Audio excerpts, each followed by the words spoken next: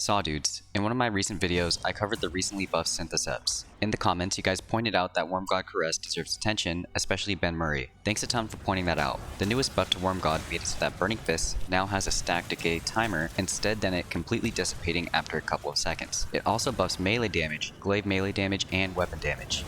It's safe to say that I just threw out Syntheseps for a new toy. Anyway, today's build is pretty much the same as my Syntheseps one, with a ton more weapon loadouts. I would like to thank Ben Murray and Christian Sousa for providing a ton of build inspiration. I couldn't do it without you guys. Let's get started. Gameloop first. Let me know if this video format is working for y'all. Begin combat by getting a melee, glaive, or finisher kill to proc Banner of War and Wormgod Caress. That's pretty much it, just keep getting kills like that and stack Wormgod. While this is going on, use your other weapons and abilities to keep threats at bay. If you are using a glaive, melee enemies to death and use your barricade to suspend enemies with Drenger's Lash. If you're not using a glaive, use your Frenzied Blade or Flechette Storm to shred enemies up. Remember to play around cover for added safety. Rip and Tear Guardians. Blade Fury offers good damage, especially against suspended enemies. Make sure you use the heavy attack on tough targets before spamming the light attack to further increase the damage they take. I believe Rally Barricade is a better choice since it has a lower cooldown and grants reload speed. Since we aren't using Synthos, it makes sense to use them here. Frenzied Blade severs enemies, reducing their outgoing damage by 40%. You can use either Grapple or Shackle Grenade. Grapple melees can easily stack Wormgod and deal insane damage. Shackle Grenade locks opponents in place for easy melee or glaive kills.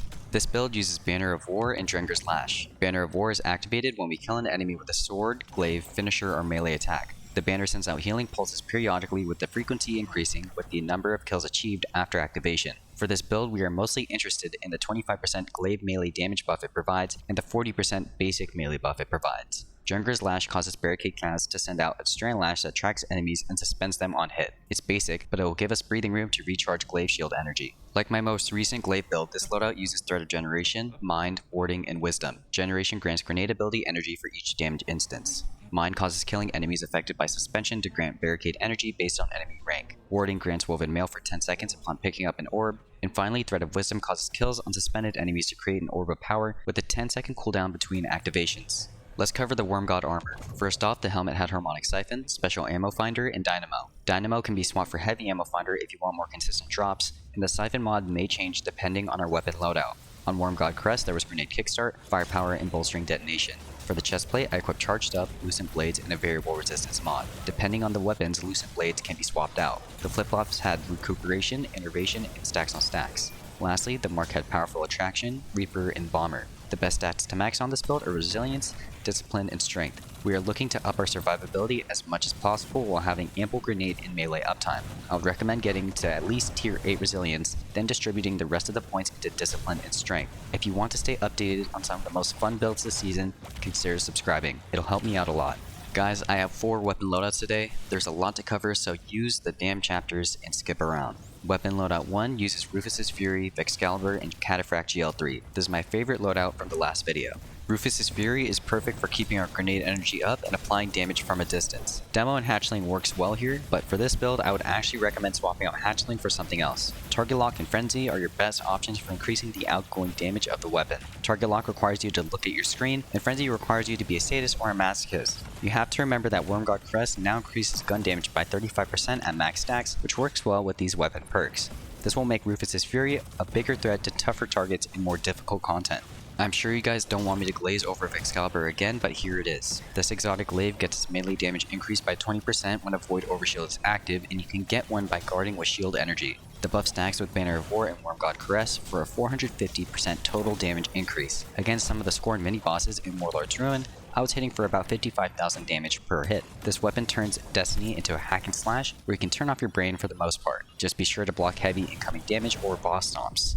Cataphract GL3 is a great Strand heavy weapon for burst DPS and light ad clear. My new favorite role is Envious Assassin and Bait and Switch. It works very well for bosses and even thinning out crowds of ads. I will say that auto-loading and Cascade Point work extremely well with Rufus's Fury, but that comes down to preference. On any role you choose to use, make sure you use Spike Grenades as one of your mag perks.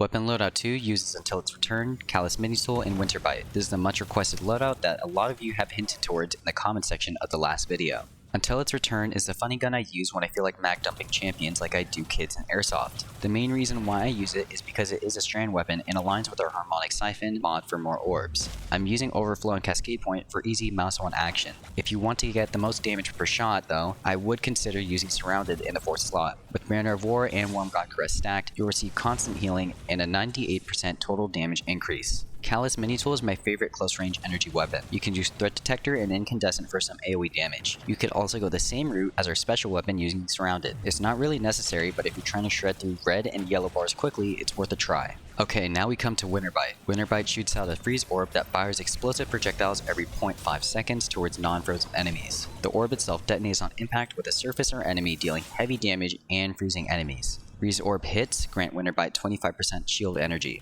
While there is ammo in the mag, melee attacks deal 50% more damage and apply 40 slow stacks to enemies. That is a lot. What you need to know is that Winterbite is a really big crayon. Just use it like a regular pokey stick. Weapon Loadout 3 uses Monte Carlo, the Eremite, and Apex Predator. I have to thank Christian Sousa for this one. Because there is no glaive being used, please switch out the Loosened Blades mod on the chest piece. You might want to swap Harmonic Siphon for Solar or Kinetic Siphon if you want to make the space. You can swap out Drenger's Lash for Flechette Storm with this build.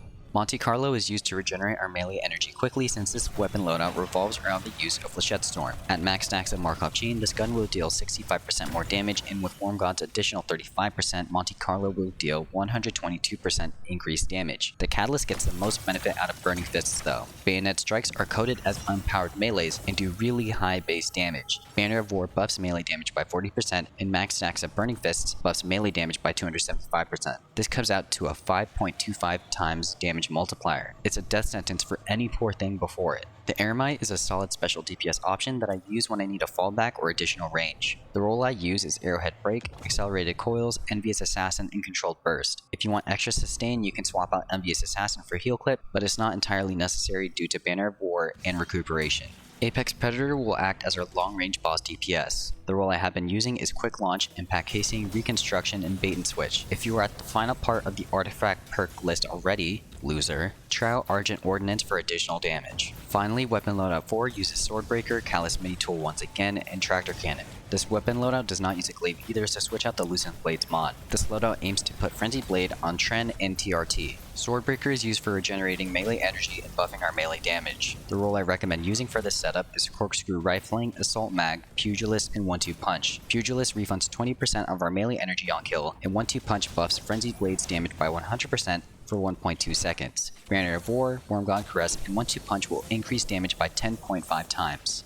Callous Mini Tool is a small, funny gun. I already explained this earlier, but if you skipped around and just stumbled here, this gun is good at close range. You can use Incandescent in the last slot for AoE damage, or Surrounded to make this gun melt. Tractor Cannon can be used to debuff enemies and buff the damage of Frenzied Blade even more. The gun applies Suppress and Weaken on hit, increasing the damage targets receive by 30% for 10 seconds, and it's great for stunning overload champions. With the aforementioned buffs from the Swordbreaker segment, Frenzied Blade will hit for 13.65 times more damage. I hope you guys are happy with the longest Wormgod video I have put out. The glaive changes and Wormgod buffs put a ton of builds over the top. The fact that stacks decay one by one is a great change alone. I wouldn't be surprised if they nerfed the values a little bit, but let's hope they don't.